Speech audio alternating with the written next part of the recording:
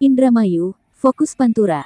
Miris melihat kondisi rumah sakit milik pemerintah daerah Indramayu, Jawa Barat, yang berkedudukan di wilayah bagian barat kota Mangga yakni RSUD Ema Sentot, yang tidak lagi bisa melayani pasien hemodialisa atau cuci darah. Hal itu sontak menuai opini publik.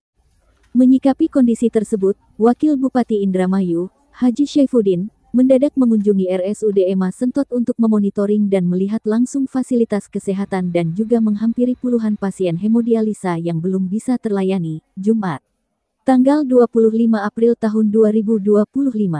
Ada sebanyak 78 pasien di rumah sakit milik Pemda ini, dan kesemuanya telah dibawa ke beberapa rumah sakit guna mendapatkan perawatan secara intensif diantaranya RSUD Indramayu, RS Bayangkara, RS Sumber Waras Cirebon, dan RSMM, dan kesemuanya sudah tertangani.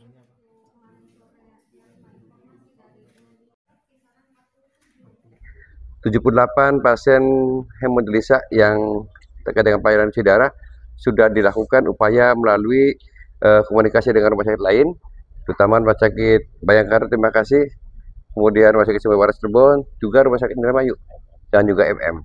Dan insya Allah tertangani semuanya untuk kebutuhan daripada masyarakat kita yang membutuhkan pelayanan HD atau hemodialisa. Di tempat yang sama, Kepala Dinas Kesehatan Indramayu, Dr. Wawan Ridwan, menjelaskan, terkait belum bisa terlayani pasien hemodialisa di RSUD Ema Sentot dipicu adanya defisit anggaran dan efisiensi. Lebih lanjut Wawan mengatakan, anggaran dan pembiayaan di RSUD Ema Sentot sebagian besar dari klaim BPJS, dan kondisi ini terjadi di semua RSUD.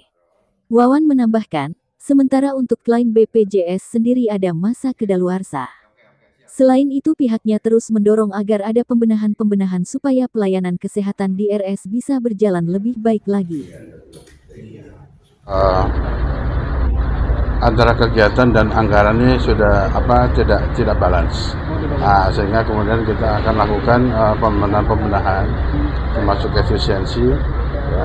Termasuk juga mungkin kita memikirkan vendor untuk hemodialisanya, bila mungkin kita alihkan ke yang lebih fleksibel, dalam artian ini kan terkait pembelanjaan BMHP hemodialisa, ya. Ada beberapa vendor yang memang saklek, harus sekian hari harus dibayar, ada toleransi, karena rumah sakit ini kan pembiayaannya kan mayoritas dari BPJS. Jadi rumah sakit juga tidak bisa menjanjikan harus sekian hari kalau klaim BPJS-nya belum dibayar, kan seperti itu. Nah, intinya sih permasalahannya di situ. Apakah hanya di RSUD Sentot aja, apa di RSUD Indramayu juga begitu? Di semuanya. Nah, tinggal bagaimana kemudian ini kan BPJS juga kan dalam pengklaiman ini kan kita juga harus proaktif, ya. Yang mengklaim ini harus proaktif sehingga kemudian supaya bisa segera dibayar. Karena hati-hati, ini juga ada masa daluarsa. 6 bulan itu bisa daluarsa, kan lucu.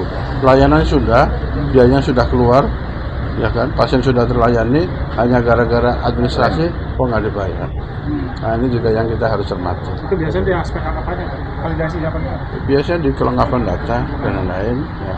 Dan hal-hal yang bersifat administratif. Ya, kita sebagai di Dinas Kesehatan, sebagai pimpinan di PTD Rumah Sakit, kita terus mendorong supaya pembenahan dan peningkatan layanan di semua rumah sakit termasuk Sentot juga bisa berjalan lebih baik lagi. Dari Indramayu, Khairuddin Fokus Pantura mengabarkan.